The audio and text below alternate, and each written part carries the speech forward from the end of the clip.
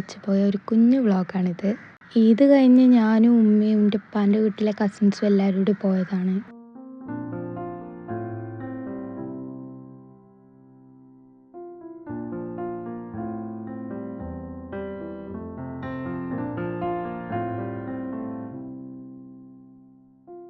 നല്ല രസമുണ്ട് ഈ വെള്ളത്തിൻ്റെ മേലെ ഇങ്ങനെ സൺലൈറ്റ് അടിച്ചിട്ട് കാണാൻ.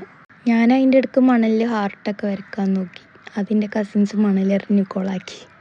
രണ്ടാമത് വരച്ചപ്പോൾ അടിപൊളിയായിട്ടോ, പക്ഷേ അതപ്പോൾ തന്നെ തിരമാല വന്ന് കൊണ്ടുപോയി. പിന്നെ കുറേ കുട്ടികൾ കളിക്കണതൊക്കെ നോക്കി നിന്നു. കണ്ടിട്ട് നല്ല ആഗ്രഹമുണ്ട് ഇനി വെള്ളത്തിൽ ഇറങ്ങണം എന്നൊക്കെ. ഞാൻ ജസ്റ്റ് കാല് മാത്രം ഇട്ടിട്ട് തിരിച്ചു പോയി. പിന്നെ ഉപ്പിലിട്ട സാധനങ്ങൾ കണ്ടു, പക്ഷേ കണ്ടിട്ട് ഉപ്പിടിച്ച പോലെ അല്ലേ, അതുകൊണ്ട് ഞങ്ങൾ വാങ്ങിയില്ല. കുഴലപ്പം ഞങ്ങൾ വാങ്ങിയിട്ടോ. ഇതിൻ്റെ രണ്ടാമത്തെ അമ്മ, ഇതിൻ്റെ മൂന്നാമത്തെ മോൻ അശുക്കുട്ടൻ. ഓൻ ഫുള്ള് വെള്ളത്തിൽ കളിച്ച് ഫുള്ള് മണലാക്കി പിന്നെ വന്ന് കൈ കഴുകണതാണിത്.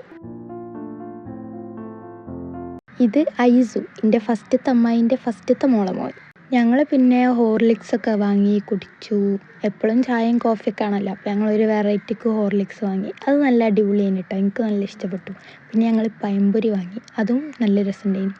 പിന്നെ അമ്മായിൻ്റെ മോൾ കുട്ടിൻ്റെ പേരും പറഞ്ഞ് പഴംപൊരി ഇരിക്കണതാണ് ഗൈസ്. ഞാനും ഒരു പഴംപൊരി കഴിച്ചു. ഇത് മോനുകുട്ടൻ, എൻ്റെ ഫസ്റ്റത്തെ അമ്മായിൻ്റെ ചെറിയ കുട്ടി, മൂന്നാമത്തെ കുട്ടി. ഇവരെ പേരിലൊന്നും ആക്ച്വലി കുട്ടനൊന്നുമില്ല കേട്ടോ, ഞാൻ സ്നേഹം കൊണ്ട് കൂട്ടി വിളിക്കുന്നത്. ഇതാണ് ഞാൻ ഗൈസ്. പിന്നെ ഹോർലിക്സൊക്കെ കുടിച്ച് സൊറ പറഞ്ഞിരുന്നു. ഇതിൻ്റെ രണ്ടാമത്തെ അമ്മ, അതിൻ്റെ രണ്ടാമത്തെ മോൻ ഫുൾ ആക്ടിങ്, അതിലൊന്നുമില്ല. അതിൻ്റെ അടുക്കാശ് വീണ്ടും കൈ കഴുകാൻ പോയി.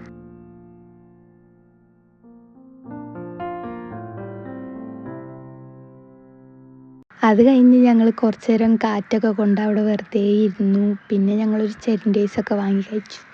പിന്നെ പോവാൻ നേരമായപ്പോഴാണ് ഇവൻ ഫുള്ള് ഓണായത്.